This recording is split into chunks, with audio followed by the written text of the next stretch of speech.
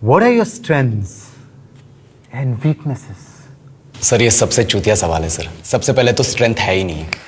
In English, please. I'm telling you. Why will I tell you my weaknesses? मैं आपको अपने strength weakness के नाम पे बताऊंगा। जैसे English. I'm a perfectionist. मैं वर्कोहॉलिक हूँ। मैं इनोसेंट। English. चुप बैंक क्या लौड़े? ये क्या इंग्लिश इंग्लिश इंग्लिश लगा रखा है बे? 4 साल का था मैं जब मेरे पापा जबलपुर में किसी हलवाई के यहाँ काम करते थे। खुद तो कभी स्कूल गए नहीं, इसलिए अपनी गांड घिस घिस के मुझको स्कूल में भर्ती करवाया। अब कहने के लिए तो वो इंग्लिश मीडियम स्कूल था, लेकिन साले हमारे टीचर लोग खुद हिंदी में बात करते थे। हमारे स्कूल के लड़के एक दूसरे से यो व्हाट्स अप डॉग ऐसे बात नहीं करते हैं। क्या भौंक रहा है तेरा लंडा आजकल है? ऐसे गले मिलते हैं। किसी तरह रट्टा मार मार के 10th तक पहुंचे तो पता चला कि जिंदगी में सफल होने के लिए एक ही तरीका है और वो है इंजीनियरिंग। सब यही कहते थे।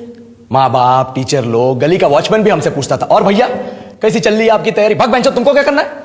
इसलिए हमारे स्कूल के बच्चे हम सब पहुंच गए बकरों की तरह। मैं IIT, मैं NIT। अरे जिस बच्चे ने अपने बाप को जलेबी तलते देखा है वो तो यही सोचेगा ना कि जिंदगी में पैसा ही सब कुछ है।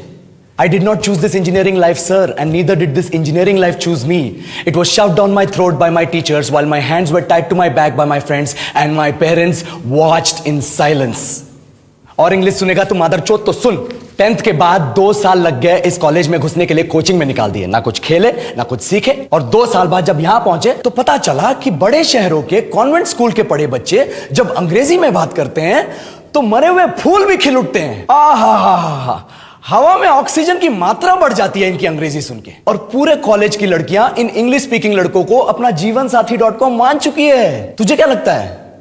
मुझे कभी लगा नहीं कि मैं अपनी अंग्रेजी पे काम करूं, अपने पर्सनालिटी पे काम करूं। बहुत लगा। ये चूतिया इंडस वैली सिविलाइजेशन का जो एजुकेशन सिस्टम बिठा के रखे हो, जिसमें हर साल में 10 सब्जेक्ट, हर सब्जेक्ट में theory, practical, viva, lab work, external, internal, majors, minors, assignment, project, thesis, गांड मार के रख लिया हमारी।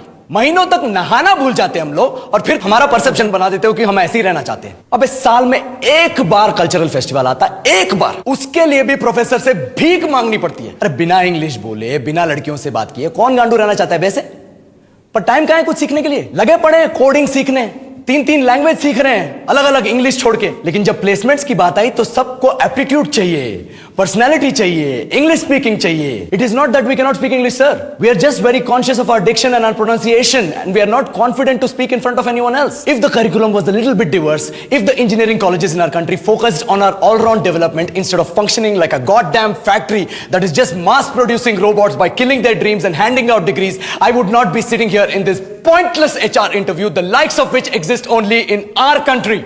ये लो सर, बोल दिया मैंने 4 और लाइन अंग्रेजी में। अब बताइए,